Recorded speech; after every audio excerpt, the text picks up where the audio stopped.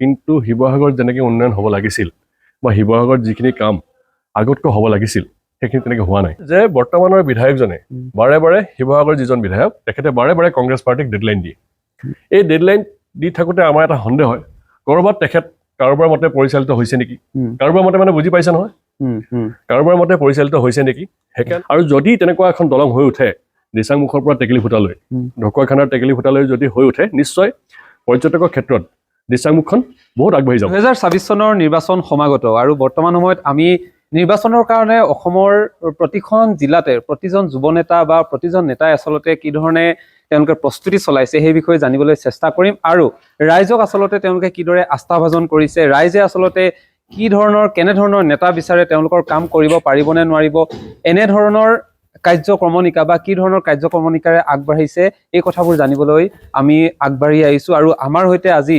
প্ৰথমটো অনুষ্ঠান কথা বতৰা এই কথা বতৰা অনুষ্ঠানৰ প্ৰথমজন অতিথি হৈছে এজন যুৱ নেতা যি অতি শান্তভাৱে কিন্তু সমষ্টিৰ বাবে নিজৰ সমষ্টিটোৰ ৰাইজৰ বাবে বহু কাম কৰি গৈছে আৰু সেই কামসমূহৰ বিষয়ে তেখেতৰ সৈতে আলোচনা কৰিম তেখেতৰ 2024 চনৰ অনাগত সময় এই সমষ্টিক লৈ কি ধৰণে আচলতে তেওঁ চিন্তা চৰ্চা কৰিছে এই কথাও জানিবলৈ চেষ্টা কৰিম আৰু তেখেতে হৈছে কংগ্ৰেছৰ বৰ্তমান সময়ত যুৱ নেতা বুলি ক'লে ভুল কোৱা নহ'ব শুভ্ৰমিত্ৰ গগৈ শিৱসাগৰ সমষ্টিৰ পৰা তেখেতে বৰ্তমান সময়ত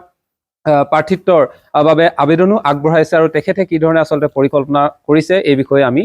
চেষ্টা কৰিম জানিবলৈ চেষ্টা কৰিম আহক আপোনালোকে আমাৰ এই অনুষ্ঠানৰ অংশীদাৰী হওক কথা বতৰা অনুষ্ঠানলৈ প্ৰথমে স্বাগতম জনাইছো সুব্ৰদা আৰু অতি শান্তভাৱে আপুনি বহুখিনি কাম কৰিছে এই কথাবোৰ আমি নকলেও সমষ্টিবাসীয়ে ক'ব এতিয়া প্ৰথমতে সুধিম যে 2024 চনৰ নিৰ্বাচনৰ কাৰণে আপোনাৰ পৰিকল্পনা কি 2024 চনৰ নিৰ্বাচনটো সমাগত আৰু প্ৰায় 2021ৰ পৰাই 2026ৰ কাৰণে আমি প্ৰিপাৰেশ্যন চলাই আছোঁ আমি ৰাইজৰ মাজলৈ গৈছোঁ ৰাইজৰ সুখে দুখে ৰাইজক মাত দিছোঁ ৰাইজৰ যিখিনি অভাৱ অভিযোগ সেইখিনিও গ্ৰহণ কৰিছোঁ আৰু ৰাইজৰ লগত থাকিবলৈ চেষ্টা কৰিছোঁ প্ৰতিটো ক্ষেত্ৰতে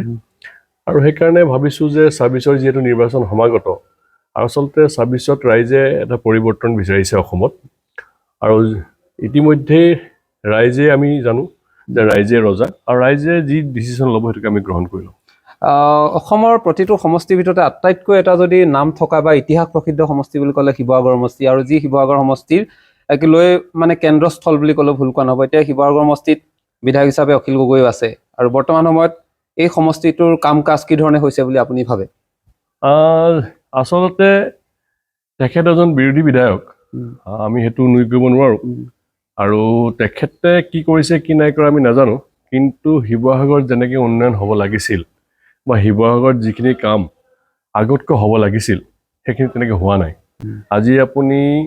বাকী সমষ্টি বা বেলেগ জেগালৈ যাওক আজি আপুনি যদি বেলেগ যিবিলাক বেলেগ সমষ্টিলৈ যায় আমি দেখিছোঁ ক'ৰবাত নহয় ক'ৰবাত কিবা যদি কাম অকণমান হৈছে তাতকৈ আমাৰ সমষ্টিটো পিছ পৰি ৰৈছে আমি ভাবোঁ যে শিৱসাগৰত কৰিবলগীয়া বহুতখিনি কাম আছে আজি আপুনি ধৰক এতিয়া ইয়াতায়াতৰ কাৰণে আমাৰ যিখিনি সমস্যা হয় আজি আপুনি চাওক নেশ্যনেল হাইৱে যিটো বনি আছে গৌৰীসাগৰৰ পৰা আমাৰ ভটিয়াপাৰলৈকে সেইখিনি এতিয়ালৈকে কাম হোৱা নাই হেমাহি হৈছে আৰু কালি আমি দেখা পাইছোঁ যে তাতে আমাৰ নামডাঙৰ ওপৰত যিখন এখন ব্ৰিজ বনাইছে নামডাঙৰ এটা ছাইডে সেই ব্ৰিজখন কালি খহি পৰিল সেইকাৰণে আমি গম পাওঁ যে শিৱসাগৰত যেনেকৈ উন্নয়ন হ'ব লাগিছিল তেনেকৈ হোৱা নাই ইয়াৰ পূৰ্বে আমি দেখা পাইছোঁ যে ৰুদ্ৰসাগৰত আজি কেইমাহমান পূৰ্বে ড্ৰিল ছাইটত এটা গেছ লিক হৈছিল এটা ৱেলত ONGC এটা ৱেলত সেই যিখিনি সুৰক্ষা আমি সেই অঞ্চলৰ মানুহক দিব লাগিছিল বা এজন মানে ধৰক আমি যেনেকৈ দিব লাগে সেইখিনি এতিয়ালৈকে হৈ উঠা নাই ৰাইজৰ সুৰক্ষা ক্ষেত্ৰত হওক বা আজি যাতায়াতৰ ক্ষেত্ৰত হওক আপুনি দেখিছে শিৱসাগৰ সমষ্টিত এতিয়া আমাৰ ধুদৰালিটো সেই ধুদৰালিটো কোনো কামেই হোৱা নাই আজি ৰৈ আছে ধুদৰালি এতিয়া বৰ্তমান আচলতে ধুদৰালি এটা সময়ত আমগুৰি সমষ্টিত আছিল এতিয়া নতুনকৈ ডিলিমিটেশ্যন হোৱাৰ পিছত আমাৰ শিৱসাগৰ সমষ্টিলৈ আহিল আৰু এতিয়া ধুদৰালিটো একদম জৰাজীৰ্ণ অৱস্থাত আছে বাৰিষা আহিলেতো আপোনাৰ যাবলৈ টান সেইকাৰণে আপুনি দেখিছে যে সমষ্টিত যিখিনি কাম হ'বলগীয়া আছিল সেইখিনি হোৱা নাই বাকী হস্পিটেল আপুনি চাওক আজি খনামুখত এখন হস্পিটেল আছে আৰু এখন মিনি PHC সেইখনো পৰি আছে সেই খনামুখ আজি আমাৰ শিৱসাগৰ সমষ্টিৰ ভিতৰত কিন্তু তাত আজিলৈকে এজন ডক্তৰ নাই কোনো নাৰ্ছ নাই হস্পিটেলখন এনেই এটা বিল্ডিংটো পৰি আছে এতিয়া কিহৰ কাৰণে পৰি আছে আমি নাজানো আমি বহুবাৰ সেই খনামুখৰ যিখন মিনি PHC তাৰ কাৰণে আমি ধৰক জনাইছোঁ যাক জনাব লাগে জনাইছোঁ কিন্তু এতিয়ালৈকে ক'তো একো হৈ উঠা নাই 2026 চনত যদি নিৰ্বাচনত সুব্ৰমিত্ৰ গগৈ বিধায়ক হিচাপে তেওঁ জয়ী হয় বা শিৱসাগৰ সমষ্টি ৰাইজে জিকায় তেতিয়াহ'লে প্ৰথমটো আপোনাৰ কাম কি হ'ব প্ৰথম কামটো হ'ব যে আমাৰ যিখিনি অন্তৰ্গাঁথনি আমাৰ শিৱসাগৰ সমষ্টিত যিখিনি ধৰক এতিয়া বাট পথ যেতিয়ালৈকে বাট পথ হ'ব নোৱাৰে তেনেহ'লে আপুনি আগবাঢ়িব নোৱাৰে বা কিবা এটা কাম কৰিব ডেভেলপমেণ্টৰ কোনোবাই যদি ভাবে যে মই কিবা এটা কৰ্ম কৰি আগবাঢ়িবলৈ অকণ অসুবিধা হয় বাট পথখিনি প্ৰথম তাৰপিছত আহিব যে আমাৰ যিবিলাক শিক্ষা অনুষ্ঠানবিলাকক আমি কেনেকৈ আগুৱাই নিব পাৰিছোঁ কিছুমান ছাবজেক্ট নাই বহুত জেগাত এতিয়া আজি শিৱসাগৰ নিচিনা এটা ঠাইত এখন ছায়েন্স কলেজ নাই আৰু বহু ক্ষেত্ৰত আমি দেখিছোঁ মেডিকেল যিখন কলেজ আজি শিৱসাগৰ সমষ্টিৰ ভিতৰত হ'ব লাগিছিল এখন কিন্তু শিৱসাগৰ সমষ্টিত নহয় ডিমৌ সমষ্টিলৈ গুচি গ'ল এইবিলাক কথা আছে এইবিলাক সৰু সৰু ইছ্যু যদিও দেখিবলৈ বহুতৰ কাৰণে সৰু ইছ্যু কিন্তু ধৰক আমাৰ কাৰণে ডাঙৰ ইছ্যু শিৱসাগৰ সমষ্টিবাসীৰ কাৰণে ডাঙৰ ইছ্যু আচলতে মইতো কোৱা নাই মেডিকেল কলেজ হস্পিটেলখন শিৱসাগৰ জিলাৰ ভিতৰত হ'ব লাগে কিন্তু তথাপিও প্ৰিফাৰ কৰে যে টাউনৰ আশে পাশে হ'লে ভাল আজি আপুনি দেখা পাইছে ONGCয়ে যিখন হস্পিটেল দিলে চুকাবা হস্পিটেল সেইখনো শিৱসাগৰৰ পৰা আঁতৰি গ'ল আজি নাজিৰাৰ পৰা অহা মানুহখিনিৰ কাৰণে অসুবিধা হয় আজি গেলেকীৰ পৰা অহা মানুহখিনিৰ কাৰণে অসুবিধা হয় বহু ক্ষেত্ৰত আপুনি দেখা পাব আজি নামটিৰ পৰা অহা মানুহখিনিৰ কাৰণে অসুবিধা হয় সেইকাৰণে আমি ভাবোঁ যে টাউনৰ আশে পাশে যদি স্বাস্থ্যৰ ক্ষেত্ৰত যদি অলপমান আমি ডেভেলপ কৰিব পাৰোঁ তেনেহ'লে নিশ্চয় ভাল হয় ঐতিহাসিক শিৱসাগৰলৈ পৰ্যটন মানে আহোম শাসনৰ যি ইতিহাস প্ৰসিদ্ধ ঠাই বুলি কোৱা হয় ইয়াতে বিশ্বৰ বিভিন্ন প্ৰান্তৰ পৰা পৰ্যটকসকল আহে কিন্তু ইয়াত এটা এয়াৰপৰ্টৰ কথা বহুতে কয় যদিহে হয় বহু পৰ্যটকৰ কাৰণে সুবিধা হয় এই ক্ষেত্ৰত আপুনি কি ভাবে এয়াৰপৰ্টটো নিশ্চয় জৰুৰী যিহেতু এয়াৰপৰ্ট এটা আমাক দৰকাৰ হয় কিন্তু পৰ্যটকৰ কাৰণে প্ৰথম কথাটো হ'ল যে আমাৰ এটা ৰেলৱে ষ্টেচন আছে কিন্তু আমাৰ ইয়াত ভাল ট্ৰেইন নাহে আজি আপুনি চাওক এয়াৰপৰ্ট আমাৰ দৰকাৰী খুবেই দৰকাৰী কিন্তু তাৰ উপৰিও আমি ভাবোঁ যে ৰেলৰ যাতায়াতৰ কাৰণে আমাৰ যিটো ষ্টেচন আছে আজি আমাৰ শিৱসাগৰলৈ যেতিয়া বাহিৰৰ পৰা দিল্লীৰ পৰা এখন ট্ৰেইন আহে বা মহাৰাষ্ট্ৰৰ পৰা এখন ট্ৰেইন আহে সেইখন আপুনি শিমলগুৰিতে সীমাবদ্ধ হৈ থাকিব লাগে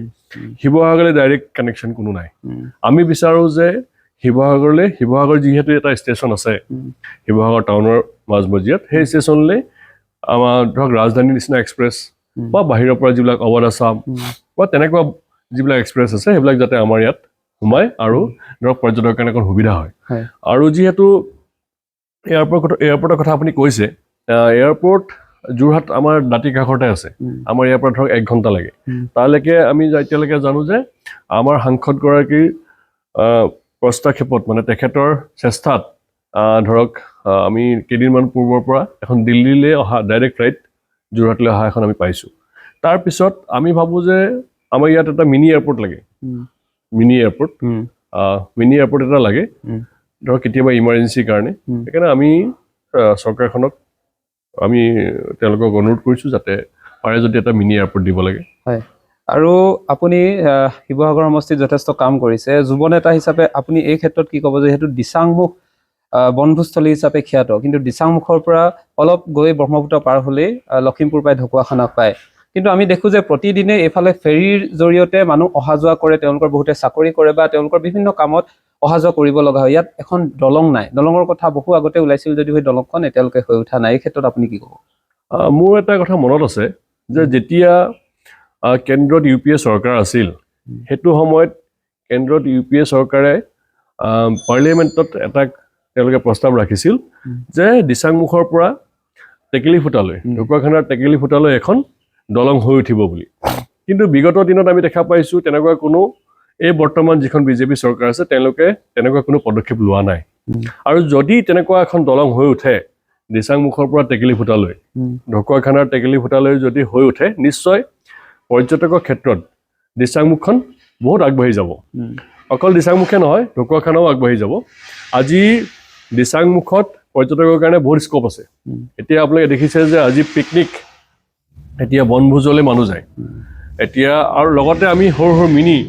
যিবিলাক ৰিজৰ্টছ আমি তেনেকৈ বনাব পৰা যায় আৰু বহুতখিনি স্কোপ আছে সেইখিনি কাম কৰিব পৰা যায় সেইকাৰণে আমি আশাবাদী যে অনাগত দিনত যদি কেন্দ্ৰত আমাৰ চৰকাৰ বা অসমত আমাৰ চৰকাৰ হয় কংগ্ৰেছৰ নেতৃত্বত, তেনেহ'লে নিশ্চয় আমি এই প্ৰস্তাৱটো আমি আগুৱাই লৈ যাম।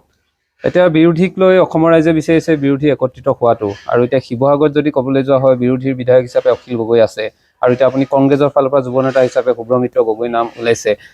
যদি বিৰোধী একত্ৰিত হয় তেতিয়া কি হ'ব? বিৰোধী যিটো একত্ৰীকৰণৰ কথা কৈছে, বিৰোধী একত্ৰীকৰণটো আমাৰ ডিচিশ্যনটো আমাৰ ষ্টেট লিডাৰশ্বিপ আৰু দিল্লী হাইকমাণ্ডে ল'ব। ষ্টেট লিডাৰশ্বিপ আমাৰ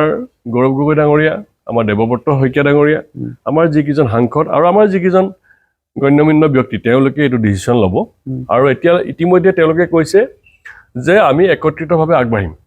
আৰু আমিও ভাবিছোঁ যে আমি একত্ৰিতভাৱে আগবাঢ়িম। আমাৰ এটাই লক্ষ্য উদ্দেশ্য হৈছে যে আমি বিজেপিক পৰাস্ত কৰিব লাগে। কিন্তু তাতে এটা কথা আহি পৰিছে যে বৰ্তমানৰ বিধায়কজনে বাৰে বাৰে শিৱসাগৰৰ যিজন বিধায়ক তেখেতে বাৰে বাৰে কংগ্ৰেছ পাৰ্টিক ডেডলাইন দিয়ে। এই ডেডলাইন দি থাকোঁতে আমাৰ এটা সন্দেহ হয় ক'ৰবাত তেখেত কাৰোবাৰ মতে পৰিচালিত হৈছে নেকি, কাৰোবাৰ মতে মানে বুজি পাইছে নহয়, কাৰোবাৰ মতে পৰিচালিত হৈছে নেকি। সেইকাৰণে যিহেতু তেখেতে বাৰে বাৰে ডেডলাইন দি থাকে, কিয়নো কংগ্ৰেছে গৌৰৱ গগৈয়ে স্পষ্টকৈ কৈছে যে আমি দল শক্তিশালী কৰিবলৈ আগবাঢ়িছোঁ, আমি চেষ্টা কৰিছোঁ যে য'ত বিৰোধী একত্ৰিতভাৱে যুঁজিব পৰা যায় তাত আমি একত্ৰিতভাৱে যুঁজিম, আৰু আমি প্ৰথমতে দল শক্তিশালী কৰিছোঁ, কিয়নো দল শক্তিশালী নহ'লে আমি যুঁজখনলৈ আগবাঢ়িব নোৱাৰোঁ। গৌৰৱ গগৈ ডাঙৰীয়াই যেতিয়াই কংগ্ৰেছ দলৰ সভাপতি হৈছে সেইদিনাখনৰ পৰাই কৈ আছে যে অসমত যুঁজ এখন হ'ব, আৰু এইবাৰ অসমৰ ৰাইজেও গৌৰৱ গগৈ ডাঙৰীয়াক সমৰ্থন জনাইছে। আপোনালোকে দেখা পাইছে আজি পৰহি দিনা মৰাণত এখন ডাঙৰ জনসভা হৈছে, তাতো ৰাইজ ওলাই আহিছে। আমাৰ এইটো পৰাই এটা আমাৰ বিশ্বাস হৈছে যে নিশ্চয় অসমত পৰৱৰ্তী দিনত কংগ্ৰেছৰ চৰকাৰ হ'ব।